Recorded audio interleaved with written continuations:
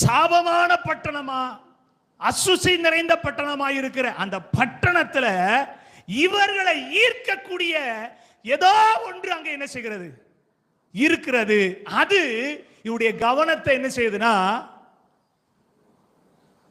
திசை திருப்புகிறது. திசை திருப்புகிறது. இன்னைக்கு ஆவிக்குரிய அனுபவத்தில் இருக்கிற உங்களுக்கு கர்த்தர் தீர்க்க தரிசனம் ஒரு காரியத்தை பேசுறாரு. ஓடிப்போ, உன் ஜீவன் தப்ப ஓடிப்போ, பின்னிட்டு பாராதே, இந்த சமபூமியில நில்லாதே,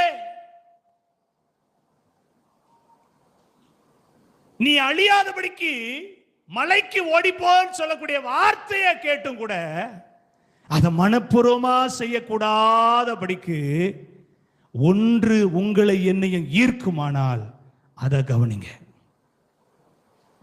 அது எதுவா இருக்குன்னு கொஞ்சம் கவனிச்சு பாருங்க.